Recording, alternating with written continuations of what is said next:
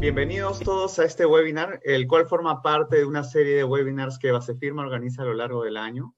Para los que no me conocen, yo soy Bruno Rojas, socio de Basefirma Perú. El día de hoy vamos a presentar el tema Experiencias en fiscalizaciones de precios de transferencia. Nos acompaña Carlos Moreano, director de litigios de PPU Legal, quien junto conmigo discutiremos de este interesante tema. Carlos, te agradezco muchísimo tu participación. No, gracias a ti, Bruno. Muchísimas gracias a Basefirma por la oportunidad que me brinda de poder dirigirme a esta digna concurrencia y en especial tratándose de un tema tan vigente como es el de las fiscalizaciones bajo las reglas del test de beneficio. Como sabemos, la SUNAT en estos momentos está masificando las fiscalizaciones bajo la aplicación de este test de beneficio y en esta oportunidad vamos a tratar un caso muy reciente en el que tanto Basefirma como el estudio PPU Legal pudieron intervenir, patrocinar a una empresa y felizmente pudimos neutralizar el 100% de las observaciones iniciales que había formulado la SUNAT. La idea básicamente es un poco volcar toda esa experiencia hacia ustedes y poder afrontar con éxito también futuras fiscalizaciones de este tipo. Muchísimas gracias. Gracias, Carlos. Pues sí, efectivamente, inicialmente quisimos, no teníamos la idea de hablar sobre casos muy diversos de fiscalizaciones. Sin embargo, ciertamente el tema del test de beneficio y las fiscalizaciones masivas, como tú comentas, Carlos, pues son el tema más novedoso, son las que generan más preguntas a los contribuyentes y con gran razón, ¿no? Porque realmente estamos viendo una tendencia por parte de la Administración Tributaria que amerita, digamos, tocar el tema a profundidad, ¿no? Bueno, el caso que vamos a tratar el día de hoy, como comentó Carlos, es una fiscalización reciente que acaba de culminar en el mes de octubre. Es el caso de una importadora de autopartes, ¿no? Un poco para comentar los antecedentes, el año fiscalizado fue el año 2017. Esta es una distribuidora mayorista de autopartes y accesorios. En el informe reporte local de precio de transferencia de ese ejercicio, la principal transacción era la recepción de servicios administrativos de su casa matriz, que era la prestadora del servicio, ¿no? Esta casa matriz funciona como un centro de servicios compartidos, no realiza actividades operativas relacionadas al giro de negocio del grupo, es decir, exclusivamente se dedica a prestar servicios de soporte administrativo a las subsidiarias. Y los servicios administrativos de soporte que presta pues son diversos, ¿no? Van desde finanzas, auditoría, comercial, legal, TI, entre otros, ¿no? El método de determinación de costos conjuntos del grupo fue en base al método simplificado, el cual es pues, recomendado por la OECD y está incorporado pues, en el capítulo dedicado al tema. La llave de asignación, volumen de ventas, y el margen de ganancia, pues es un margen adecuado en la medida que no supera el límite de deducibilidad de 5% establecido por la ley, ¿no? Por la norma peruana, ¿no? Un poco el proceso fue relativamente rápido, vamos a decir, no fue muy largo en comparación a las fiscalizaciones de regla de valor de mercado, de precio de transferencia, que pueden durar 2 años, 2 años y medio, 3 años, ¿no? Son fiscalizaciones bastante extensas, ¿no? Y muy agotadoras, ciertamente. Esta fiscalización duró 1 año y 3 meses. Y considerando que hubo una pandemia de por medio, ¿no? O bueno, la cuarentena del año 2020 de por medio. Entonces, lo más probable es que hubiera durado tal vez máximo 1 año en caso de no haber habido la pandemia. El monto de la transacción son 10 millones fue menor a 10 millones de soles, cosa que también es importante remarcar, porque viendo la duración de la fiscalización y el monto de la transacción, vemos que las fiscalizaciones del test de beneficio tienen un perfil un tanto diferente a las fiscalizaciones de regla de valor de mercado, ¿no? La extensión o la duración de estas fiscalizaciones parece que son más cortas y los montos de transacción fiscalizados son relativamente menores a los montos fiscalizados que vemos en fiscalizaciones de regla de valor de mercado, que pueden ser mínimo de 30 millones de soles, 50 millones de soles, 100 millones de soles, hasta más, ¿no? Entonces, hay ahí digamos, el umbral de fiscalización de SUNAT es más bajo, ¿no? Respecto del primer y segundo requerimiento, pues básicamente lo que se le presentó a la Administración Tributaria fue un reporte de servicios intragrupo que cubría todos los puntos requeridos por el reglamento, el artículo 118A del reglamento. Presentamos contratos, información de comparables, costos y gastos vinculados al libro mayor de la contabilidad de la prestadora del servicio. O sea, que ya estábamos presentando en el primer requerimiento contabilidad, ¿no? Información financiera segmentada con información de la casa matriz, ¿no? Así como documentación de fehaciencia. A nosotros nos sorprendió porque pensamos que habíamos presentado suficiente información, sin embargo, SUNAT mantuvo el reparo en los dos primeros requerimientos, ¿no? En el tercer requerimiento se presentó mayor documentación de fehaciencia, mucho más detalle. Esta estuvo correlacionada con cada servicio, es decir, cada servicio estaba totalmente vinculado a cada tipo de documentación presentado. Los costos y gastos vinculados a la prestación del servicio se presentaron ligados a los estados financieros individuales del prestador del servicio, así como, y estos a su vez vinculados a los estados financieros de la casa matriz que estaba auditado por un auditor independiente reconocido pues internacionalmente, ¿no? De manera pues que era documentación muy confiable, ¿no? Finalmente, SUNAT aceptó la fehaciencia, pero mantuvo el reparo por falta de acreditación de costos y gastos, llave de asignación y destinatarios del servicio. Esto pues puso en una situación complicada en ese momento porque pensamos que, primero, que la documentación presentada ya era suficiente, y segundo, que no estábamos seguros si es que la casa matriz iba a estar dispuesta a proporcionarnos más detalle, porque ya lo había hecho bastante, ¿verdad? Este cuarto requerimiento, que ya era el último, no estamos hablando ya del requerimiento vinculado o relacionado al artículo 75 del Código Tributario, ya para cerrar la fiscalización, se presentó además declaración jurada de impuesto a la renta de la casa matriz, el libro de remuneraciones de la casa matriz, boletas de remuneraciones de funcionarios clave, facturas de gastos representativas, obviamente no todas, ¿no? La casa matriz no estaba dispuesta a enviar toda la contabilidad, ¿no? Y todo ligado obviamente a los estados financieros, a la contabilidad. En cuanto a las llaves de asignación, pues se presentó un coeficiente estadístico que correlacionaba las ventas con los gastos administrativos de las empresas comparables. Y finalmente, en cuanto a los destinatarios del servicio, pues se presentaron las facturas, ¿no? Destinatarios del servicio, a ver, para precisarlo me refiero a qué otras empresas del grupo recibieron los servicios de soporte administrativo de la casa matriz. La SUNAT nos pedía acreditar la prestación del servicio a esas otras entidades que no eran el contribuyente local, que no era el fiscalizado. Y bueno, una documentación mínima de fehaciencia, ¿no? Porque también la casa matriz le parecía que era un exceso, ¿no? Y bueno, afortunadamente, pues SUNAT levantó el reparo. Carlos, me gustaría tus comentarios respecto a este proceso, ¿no? Para luego pasar ya al análisis de cada componente de la fiscalización. Sí, muchas gracias, Bruno. Sí, efectivamente, ahora que mencionaste en primer lugar lo relativo al plazo, a la duración de esta fiscalización, en atención a la experiencia que hemos tenido en este caso, está claro, está muy claro, de que el análisis o la magnitud del análisis que involucra la aplicación de las reglas del test de beneficio en esta fiscalización no debería demandar en realidad un tiempo mayor a un año, ¿no? Sabemos que las reglas del Código Tributario, cuando se refieren a una fiscalización por aplicación de las reglas de precio de transferencia, no establecen un plazo, ¿no? A diferencia de otro tipo de fiscalizaciones, lo cual resulta realmente muy complicado, porque sabemos de que el Tribunal Constitucional ya ha señalado en reiteradas sentencias de que todo procedimiento tiene que tener un plazo, ¿no? Porque no puede además dejarse en incertidumbre a los contribuyentes y dejar abierta una fiscalización, pero si definitivamente en este caso vemos que tratándose del test de beneficios y finalmente el legislador aplica o considera un plazo legal, no más adelante, creemos que el plazo no podría superar el plazo, el de un año, porque es suficiente para afrontar o finalizar una fiscalización de este tipo, ¿no? Eso es lo primero que quisiera destacar. De acuerdo, Carlos, sí, concuerdo totalmente contigo, ¿no? Y además se ve que bueno, el perfil de las fiscalizaciones son distintas y sí amerita que haya más certidumbre por parte de los contribuyentes, ¿no? Para los contribuyentes.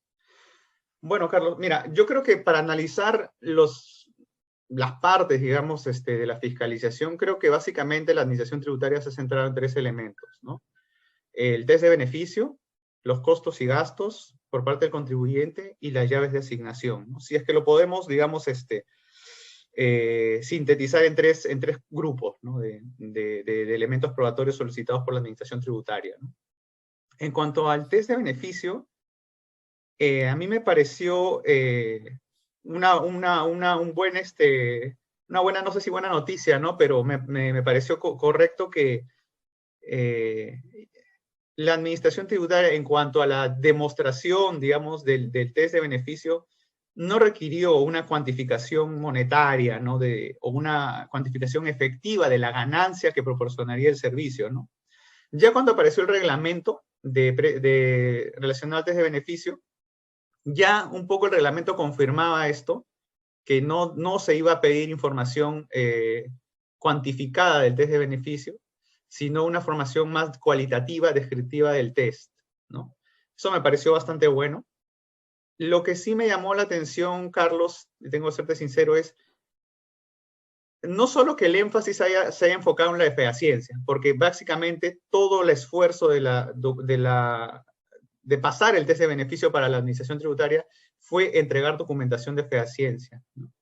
Sino que también no sentí que hubiera una mayor profundidad o un mayor cuestionamiento en los elementos típicamente relacionados al test de beneficio, como son descarte de duplicidad o que no sean actividades del accionista, ¿no? Todo fue básicamente enfocado a documentar la fehaciencia. Entonces, ¿qué es lo que tú opinas, Carlos, de esto? Sí, bueno, sí, efectivamente, ¿no? Sí nos llamó la atención originalmente que no se haya abocado la administración fundamentalmente a que se acredite, entre comillas, la prestación efectiva del servicio. Pero yo pienso que es debido a una situación que quiero comentar, ¿no? Es cierto que esta fiscalización de test de beneficio es reciente por parte de la administración, pero ya Correcto. existe una experiencia previa de hace ya por lo menos 15 años, en los que la administración ya, tratándose de operaciones locales, por ejemplo, para acreditar, para quedar por acreditada la prestación de adquisición de servicios, la administración ya tiene cierta experiencia y los contribuyentes también, porque la administración ha sido muy recurrente en los reparos por operaciones no reales, ¿no?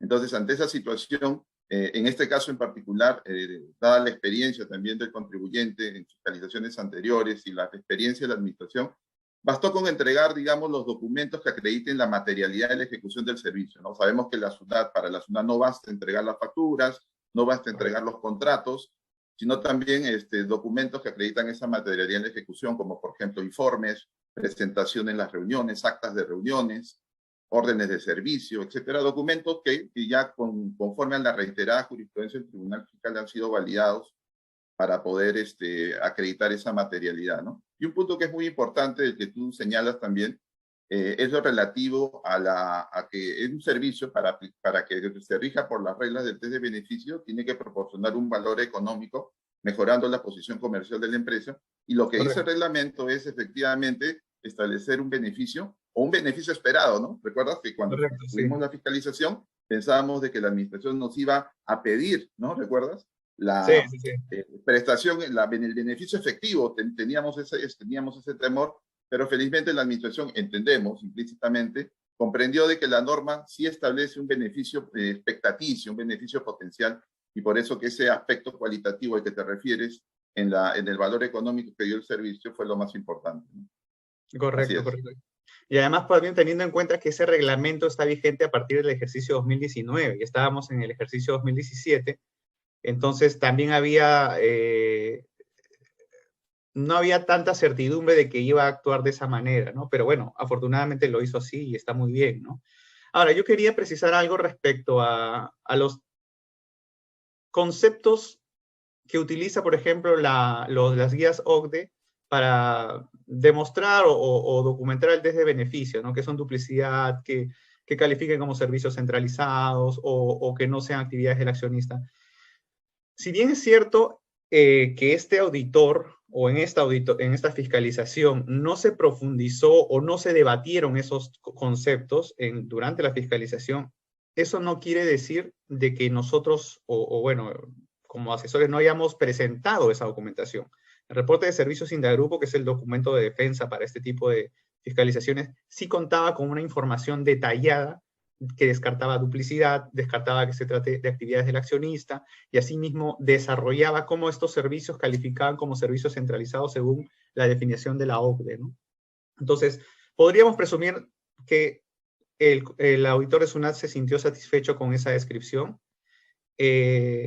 pero no es garantía tampoco, porque no vamos a tocar esta otra fiscalización, pero hemos visto otra fiscalización de una empresa aseguradora en que el auditor sí puso más énfasis en descartar duplicidad. Entonces yo también quería dejar este mensaje. No es que la administración tributaria no solo se va a enfocar en la fehaciencia, ciertamente lo va a hacer, está más entrenada para eso, pero yo creo que a medida que los auditores de SUNAT empiecen a tener una mayor experiencia en este tipo de fiscalizaciones, van a entrar más en conceptos de test de beneficio establecidos por las guías OCDE, ¿no? Carlos, respecto a los costos y gastos, acá vimos algo interesante. Primero, que por momentos se sentía que era una fiscalización de impuesto a la renta de la empresa no domiciliada, porque nos llegaron a pedir la declaración jurada de impuesto a la renta, nos llegaron a pedir libro de remuneraciones, declaración jurada de remuneraciones, facturas, una cantidad de información que por momentos sentíamos nosotros que había una extralimitación de la SUNAT, ¿no? Y por otro lado, otro aspecto interesante es que la SUNAT inicialmente requería información detalladísima de las personas que prestaron el servicio, del tiempo o de las actividades precisas que realizaban cada una de estas personas, así como las horas incurridas, y por ende nos pedían los costos directos de la prestación del servicio, ¿no? Pero a su vez, en paralelo, nos pedían que le diéramos y describiéramos la llave de asignación y su razonabilidad, ¿no? Cosa que nosotros lo conversamos, nos parecía contradictorio, porque por un lado parecía que nos pedía que acreditáramos la carga directa, pero por otro lado nos pedía la acreditación de una metodología de carga indirecta, ¿no? De determinación de costos indirectos, ¿no? ¿Qué más nos podrías comentar, ¿no? Que creo que se utilizaron Sí, conceptos jurídicos en esta parte, ¿no? sí, sí. Primero quería destacar lo que comentaste anteriormente, es lo relativo que efectivamente sí nos causó sorpresa de que la administración aludiera en esta oportunidad la normativa del reglamento, ¿no? Que entró en vigencia recién en el año 2019 respecto a un periodo que era el 2017, ¿no? Entonces, es cierto de que el reglamento no alude a una prueba tasada para acreditar los costos y gastos, pero sí nos llamó llamó la atención de que eso haya hecho la administración. Sin embargo, como tú bien dices, también nos causó sorpresa que la administración inicialmente fuera demasiado rigurosa con la información que estaba exigiendo, ¿no? Porque claro, parecía que en realidad el sujeto fiscalizado no era nuestra empresa local, la fiscalizada, sino la casa matriz, ¿no? Y exigiendo, por ejemplo, documentos que acreditaran la prestación efectiva del servicio en la casa matriz a las otras empresas prestatarias no domiciliadas, ¿no? Que formaban, es cierto, formaban parte del grupo, pero con las cuales nosotros no teníamos ninguna operación comercial en forma directa, ninguna de ellas, ¿no? Y por eso que nosotros tomamos en cuenta, al momento de responder a los requerimientos, por ejemplo, indicamos de que existía, como ustedes saben, el título preliminar del Código Tributario, en su norma 11, establece pues de que efectivamente solamente los sujetos no domiciliados se tienen que regir por la normativa local peruana cuando existe una vinculación con algún gravamen, ¿no es cierto? Cuando existe un nexo de vinculación, en este caso con el impuesto a la renta, empresas prestatarias que no tenían en este caso ninguna relación. Entonces, creemos que si bien es cierto, la SUNAT tiene grandes facultades para solicitar información, esa exigencia no puede ser desproporcionada y creemos que en esta oportunidad, dado que no teníamos ninguna relación en operaciones grabadas con estas empresas prestatarias, la administración en ese caso creemos que se dio cuenta de ese exceso y finalmente no tomó en cuenta esa posición original que creemos que era muy rigurosa, ¿no? Era muy rigurosa porque sabemos que además hay antecedentes jurisprudenciales del Tribunal Fiscal que habla el Tribunal Fiscal del espectro de responsabilidad que tiene un contribuyente fiscalizado para exhibir documentos que obviamente tienen que ser documentos en los que él haya participado directamente y más aún que tengan una incidencia directa con el gravamen, en este caso del impuesto a la renta, ¿no? Entonces, eso fue un punto muy importante, ¿no? Ujú. Exacto, Carlos. Ahora, considerando también, además, y yo me acuerdo que este fue un argumento que discutimos durante la fiscalización, porque nosotros habíamos tenido experiencia en una fiscalización con una aerolínea que tenía casa matriz en Chile y que efectivamente, igual que en este caso, ¿no? Que la casa matriz está domiciliada en Chile, en que se apeló a que existe un convenio de intercambio de información entre Perú y Chile, entre las administraciones tributarias, de manera que en caso el contribuyente pues no pudiera presentar cierta documentación, porque realmente, si bien es cierto que forma parte del mismo grupo, digamos, el contribuyente local y la casa matriz, pues no necesariamente eso es una garantía de que la casa matriz iba a proporcionar información, ¿no? ¿Nos puedes comentar un poco sobre ese tema, sobre el tema de los convenios? Sí, sí, efectivamente. Antes de eso, como tú bien lo destacaste, nosotros entregamos todo el documento, toda la documentación que acreditaba los costos globales, digamos, de la prestación del servicio para nuestra empresa local, Sí, correcto. y también de manera muestral los documentos sustentatorios de la contabilidad de los costos. Y lo más importante fue este punto que tocaste, Bruno, que es lo relativo a que invocamos en la respuesta de los requerimientos el convenio de intercambio de información entre Perú y Chile, ¿no? Y que fue importante, creemos, no, más allá de que la administración en los resultados del requerimiento no lo haya señalado, creemos que Correcto. al haber invocado esta jurisprudencia del Tribunal Fiscal que señala expresamente que si existiera alguna inquietud de la administración respecto a la validez de la documentación que se le entrega para acreditar el costo, la administración está en mejor posición para poder validarla, porque con su par chileno, en este caso, con la Claro. administración o la autoridad fiscal chilena, y poder finalmente verificarla, ¿no? Y ahí básicamente es un punto muy importante que esto tiene que ver con la carga probatoria dinámica, ¿no? Sabemos que la regla general en materia de probanza es la regla del onus probandi, por el cual quien alega algo tiene que probar, en este caso, claramente, y además el tribunal lo señaló en alguna jurisprudencia, que la administración, bajo la técnica de la prueba dinámica, tendría que estar en mejor posición para poder validar esa información. Y así ocurrió en realidad, ¿no? Y creemos que fue un argumento importante para que la administración entendiera de que la información que habíamos entregado era suficiente y que de alguna manera le invertía la carga de la prueba a la administración para poder, en todo caso, digamos, desvirtuarla, de ser el caso, verificando con su par chileno, con la autoridad fiscal chilena, esa validez, ¿no? Correcto. Efectivamente. Acá sí, yo creo que es importante remarcar para la audiencia, Carlos, es que porque existe un convenio de intercambio de información tributaria entre Perú y Chile, ¿no? Cosa que no ocurre necesariamente con otros países. Realmente los convenios de intercambio de información que tenemos en Perú con otros países son bastante reducidos en cantidad, con lo cual hay que tener eso en cuenta, ¿no? Realmente con la mayoría de países no tenemos ese tipo de convenios, con lo cual pueda que la administración tributaria o pueda que estas fiscalizaciones puedan ser un poco más difíciles, ¿no? Bueno, y pasando un poco ya a las llaves de asignación, que está ligado un poco al tema de los costos y gastos que te había mencionado, ¿no? Que acá me llamó mucho la atención que, por un lado, la SUNAT te pida prácticamente que demuestres o que muestres los costos directos del servicio cuando realmente este grupo, ¿no? Este contribuyente y su casa matriz habían seleccionado un método de determinación indirecta de los costos, ¿no? Y por ello el uso de las llaves de asignación, que pues la llave de asignación se utiliza cuando no se puede utilizar, no se puede, digamos, determinar de manera directa los costos y gastos de los servicios, ¿no? Entonces acá me parece también que es un tema de falta de experiencia de la SUNAT, porque tal vez un auditor más, un especialista de precio de transferencia un poco más entrenado se daría cuenta, oye, mira, o es carga directa y él me tiene que presentar los costos y gastos y las horas y la tarifa hora-hombre, o es carga indirecta y le pido la base de costos y las llaves de asignación, ¿no? O es una o es otra, pero no pueden ser las dos al mismo tiempo, ¿no? Entendió el auditor finalmente que, pues efectivamente la llave de asignación, se utilizaron llaves de asignación porque era un método de determinación de costos indirecto. Eh, yo que, no sé, Carlitos, tú qué puedes, te gustaría comentar acerca de esto, ¿no? Sí, efectivamente.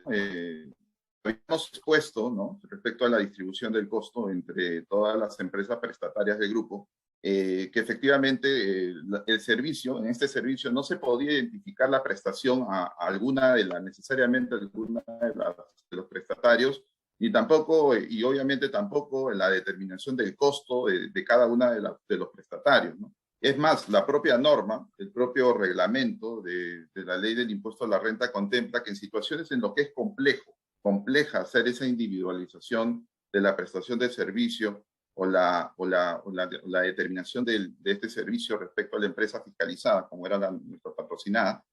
En este caso, lo importante, dice la norma, es que se establezca un criterio de asignación razonable, ¿no? Y para que exista un criterio razonable, señala la norma, ese criterio de asignación tiene que ser acorde, digamos, con la naturaleza del servicio, con las circunstancias de su prestación y con la utilización del mismo. Señalando adicionalmente de que tiene ese criterio de asignación debe alcanzar un resultado equivalente en el que partes independientes llegaran a un resultado o una aceptación del mismo resultado, ¿no? Y ese fue el caso de nosotros. Ese fue el caso de nosotros porque primero había economía de escala de la matriz al prestar el servicio a todas las empresas vinculadas que eran prestatarias, y desde ese punto de vista era razonable aplicar pues el método indirecto de Indirecto. asignación, en este caso indirecto de asignación, bajo el criterio de volumen de ventas, ¿no? Volumen de ventas. Y como bien lo dijo Bruno, de acuerdo a la información de las operaciones comparables que estaban en el estudio de precio de transferencia, se llegó a acreditar razonablemente a la administración de que existía una directa proporción entre la aplicación de estos servicios administrativos que fueron adquiridos con el volumen de las ventas, ¿no? Y eso fue muy importante porque la auditora se sintió satisfecha en cuanto a esa razonabilidad que es precisamente la norma, ¿no? Fue muy importante para eso.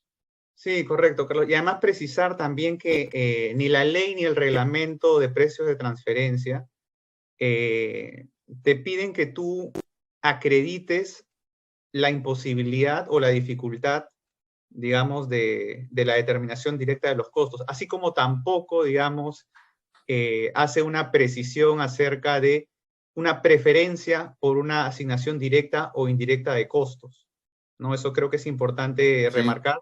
La norma solo sí. dice que ante la dificultad, y no te pide que lo acredites, el texto no te pide que lo acredites, ante la dificultad se puede utilizar llaves de asignación para una determinación indirecta de costos, ¿no? Lo que sí te pide acreditar, y eso está ahí redactado, o sea, es literal, acreditar la razonabilidad de esta llave de asignación utilizada, ¿no?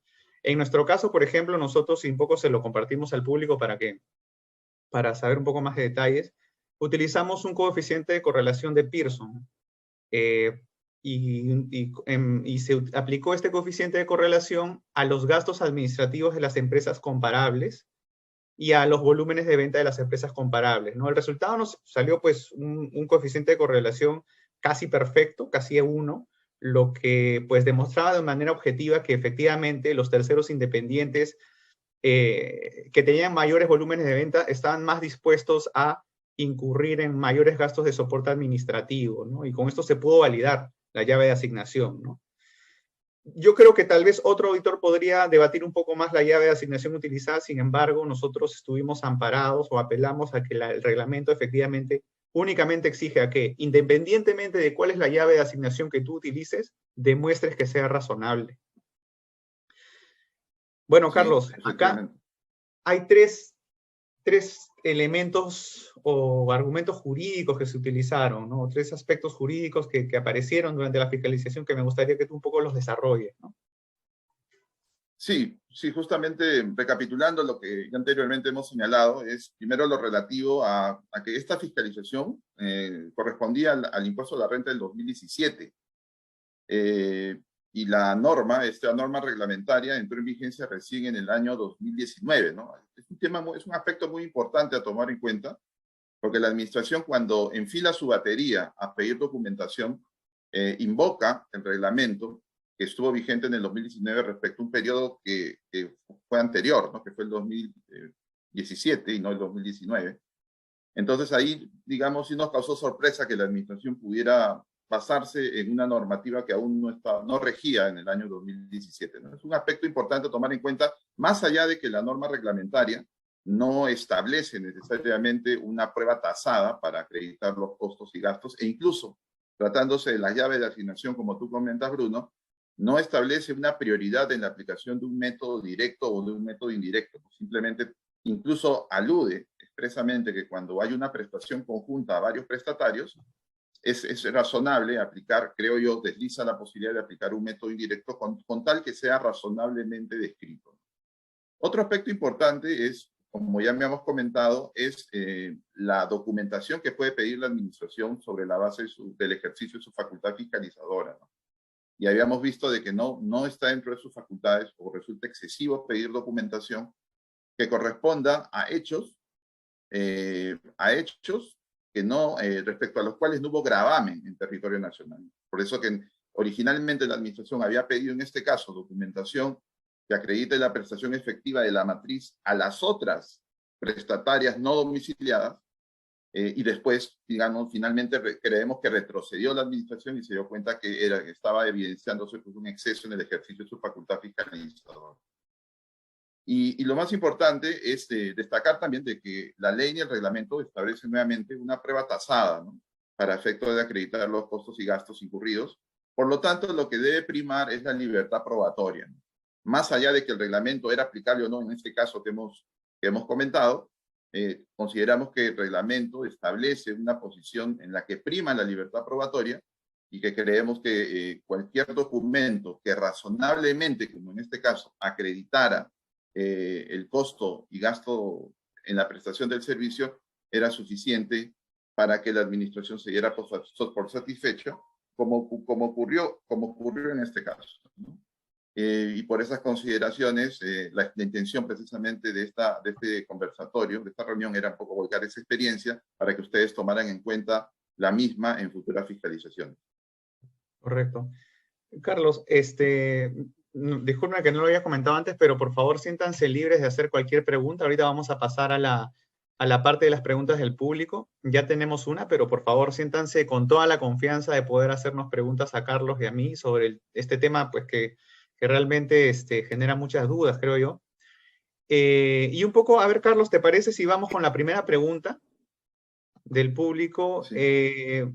La pregunta es, ¿consideran ustedes que el foco de SUNAT se mantenga en operaciones transfronterizas o creen que podrían empezar a fiscalizar operaciones de servicios intercompañía entre empresas locales?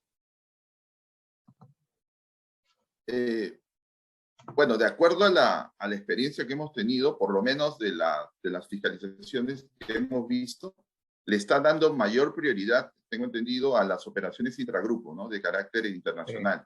Es lo que estamos viendo, le está dando mayor prioridad. Seguramente también, como ustedes saben, la administración está tratando de priorizar la recabación y normalmente estas operaciones intragrupos son las que tienen una magnitud económica superior, ¿no?, si las tomamos respecto a aquellas fiscalizaciones que pudieran también ser aplicables bajo las reglas de test de beneficio únicamente de carácter local.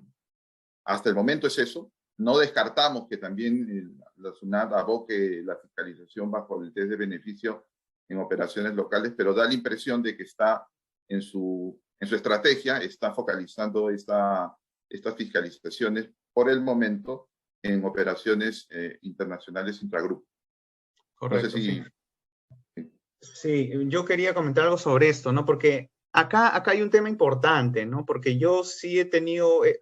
lo que sí hemos visto, obviamente, Carlos, y tú ya los comentabas antes, son fiscalizaciones con respecto a la deducibilidad del gasto, ¿no? No, digamos, demostrar la fehaciencia, digamos, de la prestación del servicio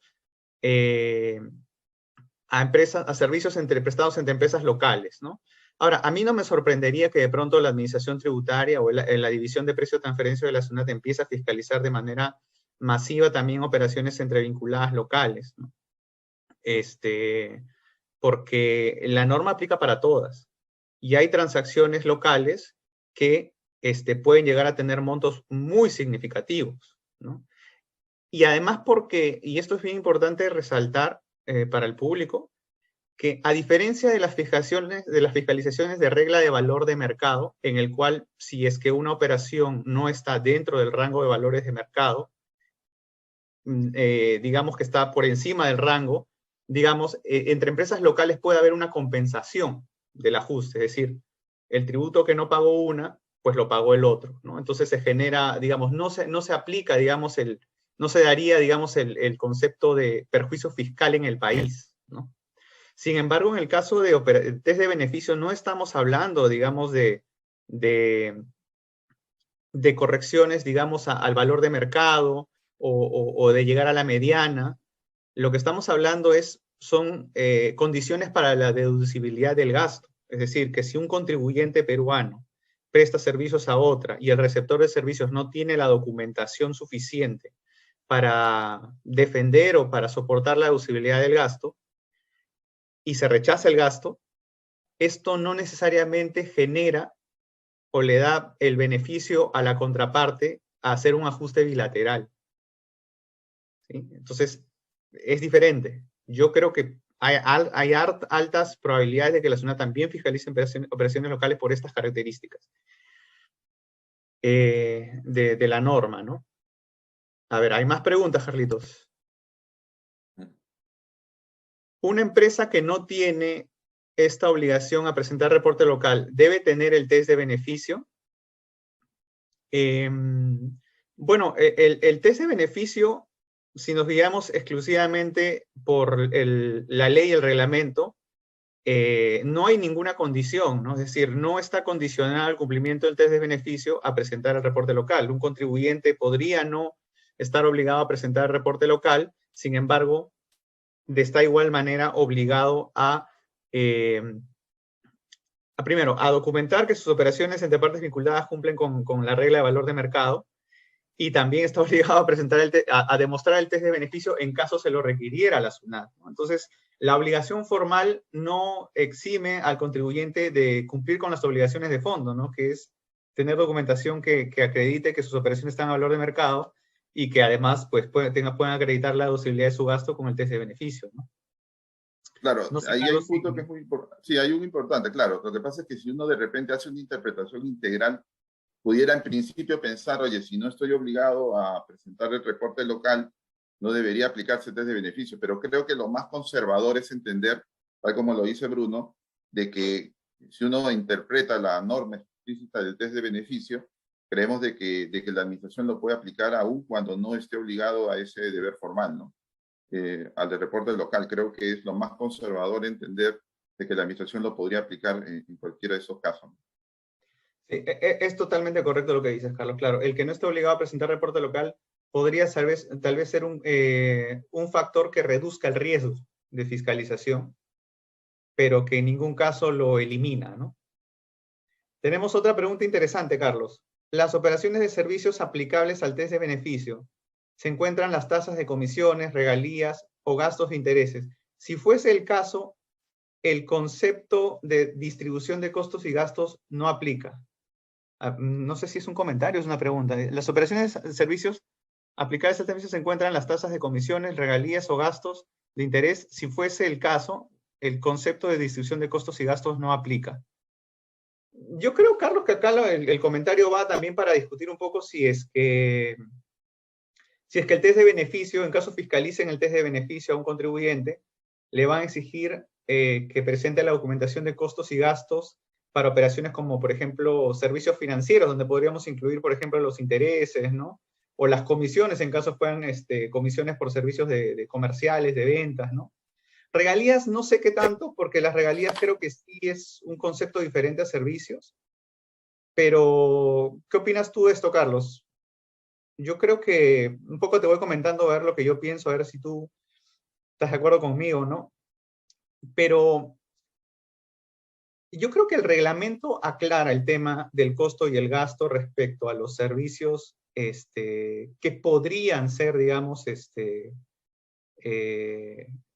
ser debatibles en cuanto a que su esquema de remuneración es costo más gasto más margen, ¿no? El reglamento lo que dice es que cuando se refieren a costos y gastos, el contribuyente tiene que demostrar que existe un vínculo entre la remuneración y la naturaleza del servicio, de manera que se puede establecer un vínculo del tipo costo más gasto más margen, ¿no? Es decir, si el tipo del servicio, por su naturaleza, tiene una forma de determinación de contraprestación del tipo costo más gasto más margen. Si se podría demostrar que ese no es el tipo de vinculación entre el servicio y su naturaleza, o entre la remuneración del servicio y su naturaleza, en mi opinión, yo creo que la administración tributaria, pues, no podría exigir eso, ¿no? O sea, por un servicio, por ejemplo, de comisiones, servicios comerciales, que se pagan con comisiones, que es un porcentaje del valor de venta, pues, en la medida que por la naturaleza de este servicio no hay, pues, una vinculación entre la remuneración y el servicio del tipo costo más gasto más margen, la administración tributaria no podría pedírtelo, ¿no? O si es que te lo pide, tú podrías argumentar que pues es información que no se tiene y no se puede dar porque por la naturaleza del servicio la forma de remuneración o cálculo de la remuneración no corresponde, ¿no? Me parece también que de la experiencia que tuvimos con, y ya hablando de la práctica, ¿no? No solo de la interpretación de la norma, ¿no? Cuando vimos esta otra fiscalización de una empresa aseguradora, esta empresa aseguradora tenía operaciones financieras, tenía operaciones de seguro y reaseguro, y también tenía operaciones de servicio de soporte administrativo como las que estamos viendo en esta fiscalización, los servicios de soporte, ¿no? La administración tributaria solo exigió test de beneficio y documentación del costo más gasto más margen al servicio de soporte. A los seguros y reaseguros que podrían estar dentro de un grupo amplio de servicios financieros, no pidió costo más gasto más margen. Más se enfocó en analizar o descartar un posible CAP interno. No sé, Carlos, si tú quieres complementar un poco este tema. Sí, sí, efectivamente. En realidad, como tú bien dices, aquí lo importante es establecer la relación que existe entre la identificación de la relación entre el servicio recibido y la contraprestación, ¿no? Para acreditar el costo. Eso resulta muy relevante, ¿no? Tiene que haber indudablemente que el servicio adquirido proporcione un valor económico al prestatario, mejorando su posición comercial y generando obviamente para ello un beneficio esperado, un beneficio efectivo también, o efectivo, ¿no? Y es cierto de que, claro, bajo una interpretación podría entenderse de que esta norma del test de beneficio está diseñada para neutralizar las posibles erosiones en las bases imponibles tratándose de servicios de poco valor añadido, ¿no? Por eso que la restricción en este caso está aparentemente destinada para ello. Sin embargo, de una interpretación literal, en realidad está referida a cualquier otro servicio, ¿no? A cualquier otro servicio. Entonces, desde ese punto de vista, creemos de que no podríamos, es cierto que la norma establece servicios explícitos que no calificarían como de bajo valor añadido, ¿no? Establece expresamente como, por ejemplo, los que están involucrados con intangibles de gran valor, ¿no? Muy valiosos, y otros más.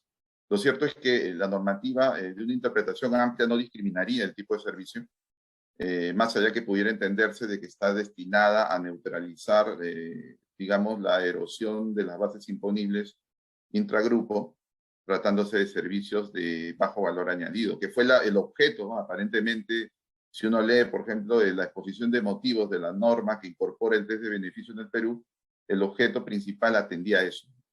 Eso es lo que quería comentar. Sí, correcto, de acuerdo contigo, Carlos. Tenemos una última pregunta que dice, en términos prácticos, ¿el test de beneficio es un checklist, un informe que debería presentarle a la SUNAT? ¿Qué opinas, Carlos? Es una pregunta un poco abierta, ¿no? Si es que el test de Sí, beneficio podría entenderse como un checklist, ¿no? O que podría estar dentro de un informe. creería que no. O sea, la norma, como ustedes saben, que yendo nuevamente al contexto de la libertad probatoria, ¿no? La norma no alude a un informe, ¿no?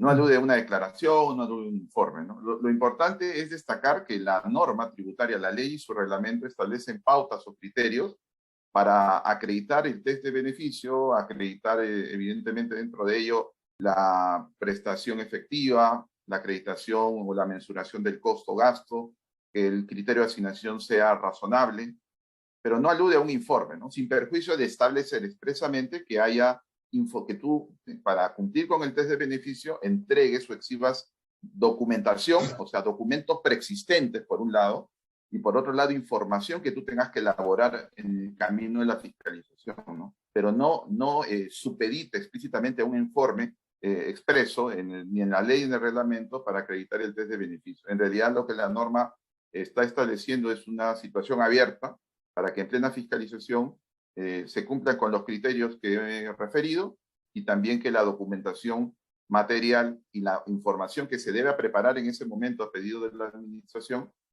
acredita el cumplimiento de los requisitos del test de beneficio, ¿no? Que exige la ley y ahora el reglamento a partir del 2019. Claro, claro, uno lee la norma y uno podría pensar que tal vez efectivamente pues uno podría hacer un checklist de costo más gastos, de tipo de documentos que se pueden acreditar la fehaciencia y llaves de asignación que se pueden utilizar, pero lo cierto es que cada cliente, cada grupo multinacional o cada grupo o cada transacción es una realidad diferente. Lo que funciona para un grupo o para un grupo de partes vinculadas puede ser suficiente, pero insuficiente para otro.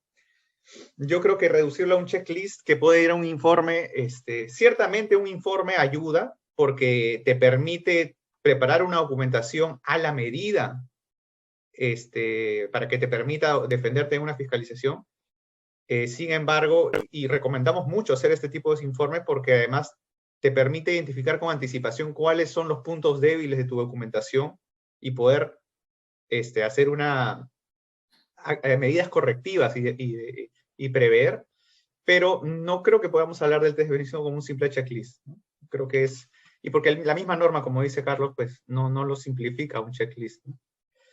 Tenemos una pregunta más. Bueno, tenemos dos preguntas más. Tenemos una consulta. Actualmente están fiscalizando a una empresa que está en liquidación del periodo 2017 y está solicitando el test de beneficio. ¿Debe la empresa presentar toda la documentación que está solicitando cuando el reglamento se establece a partir de 2019? ¿Qué opinas, Carlos? Sí, efectivamente, muy importante esta pregunta porque Ojo, es interesante porque por un lado está siendo liquidada y por otro lado, claro, hay un reglamento que todavía no aplica, ¿no? Claro, bueno, mientras la empresa esté en liquidación, digamos, tiene que cumplir, ustedes saben que uno de los deberes formales Correcto, de toda empresa fiscalizada es el deber de colaboración, ¿no? Y la correcto, empresa todavía existe, ¿no? Todavía no se ha extinguido, está en proceso de liquidación. Y correcto. lo más importante es destacar también de que es cierto que hemos, en este caso, por la experiencia que hemos tenido, también en nuestro caso ha habido una fiscalización del 2017 aplicando implícitamente, no, explícitamente, la SUNAT aplicó el reglamento, Efectivamente, la claro. normativa, la hizo suya, la normativa de reglamento, pero también es cierto de que si bien existe libertad probatoria, dentro de esa libertad probatoria sabemos de que hay documentos que razonablemente tienen que cumplir con el test de beneficio, aludiendo únicamente a la ley, ¿no?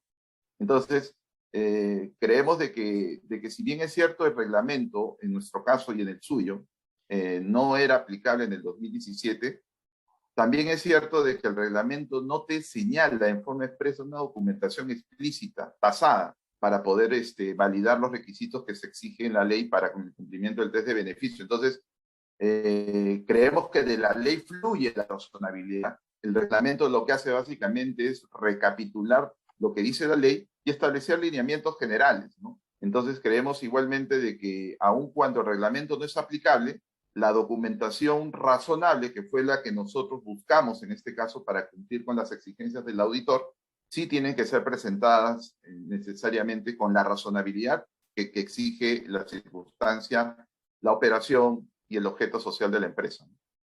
Sí, correcto. Sí, bueno, sí, efectivamente, como tú dices, ¿no? En la medida que la empresa aún existe y tiene una obligación, pues tiene que cumplirla, ¿no? Y no hay otra, ¿no? Bueno, Carlos, ya tenemos que ir cerrando. No sé si quieres dar unas palabras antes de que ya podamos cerrar. Sí, efectivamente, bueno, algo que tal vez que quisiera recalcar con mucho énfasis es lo relativo a que la norma, cuando estamos hablando de la acreditación del costo, la norma reglamentaria, la vigente, ¿Mm? establece expresamente que se exponga por el contribuyente el detalle de los prestatarios, ¿no? Ojo, dice el detalle de los prestatarios, pero cuando alude al detalle de los prestatarios, tratándose, por ejemplo, en nuestro caso, de los prestatarios no domiciliados que forman parte del grupo económico, del mismo grupo, Sí. no está señalando, pues obviamente, y racionalmente la norma con buen criterio, que nosotros mostremos documentos en los que no ha intervenido la empresa fiscalizada, que fue la empresa local, ¿no? Y eso resulta, pues, importante destacar, porque la administración aparentemente, cuando nos pide documentos que acrediten la prestación efectiva de la prestación del servicio de la casa matriz a las otras empresas no domiciliadas, inicialmente pensó de que era suficiente esa parte de la norma reglamentaria para que la SUNAT tuviera atribuciones de pedir esos documentos que no tenían absolutamente nada que ver con las operaciones de gravamen de nuestra empresa, ¿no? Que era precisamente la operación que teníamos con la empresa, con la casa matriz. Esto es muy importante destacarlo, digamos, por la experiencia que hemos tenido, es importante transmitirla a todos ustedes, ¿no? Está bien. Bueno, un comentario final es un dato curioso, ¿no? Respecto a esta fiscalización, es que en el informe, en el reporte local de precio de transferencia del contribuyente, este contribuyente no había analizado con información financiera segmentada esta operación, esta transacción. Lo había, digamos, incluido dentro del resultado global de la compañía con un margen neto transaccional global, la operación de recepción de servicios, porque en ese momento no contaba con la información financiera segmentada para hacer un análisis individual, ¿no? Lo digo porque es un dato interesante, porque en la administración tributaria siempre existe el temor de que la administración tributaria vaya a rechazar el análisis, ¿no? En ese caso, por ejemplo, la administración tributaria no hizo mayor cuestionamiento al método elegido en el reporte local. Lo que sí pidió es que se presentara la información financiera segmentada en la fiscalización y que se probara que el margen está a valor de mercado, ¿no? Es un dato interesante. Ahora, con esto no quiero decir, por ejemplo, de que no importa que no analices de manera individual una transacción de servicios en el reporte local. No, yo creo que con mayor razón se debe hacer un análisis individual en los reportes locales, porque además te permite identificar con anticipación cuáles son los aspectos que tienes que reforzar en caso la administración tributaria te fiscalice por test de beneficio, ¿sí? Es más, recomiendo muchísimo, ya para cerrar el webinar, en la medida de lo posible, traten de incluir en sus estudios de precio de transferencia en el reporte local un análisis individual con información financiera segmentada, y desde ya identifiquen cuáles son los puntos a reforzar en caso tengan una fiscalización de precio de transferencia, porque además la administración tributaria da plazos muy cortos para preparar la documentación. Te puede dar una semana, 15 días, realmente tiempo muy corto para preparar todo, porque esa fue otra dificultad de la fiscalización, el poco tiempo que teníamos para poder contar o para poder preparar la documentación de fehaciencia y para poder revisar y ordenar bien cómo presentar la información financiera segmentada, que muchas veces no es de fácil entendimiento de la administración tributaria.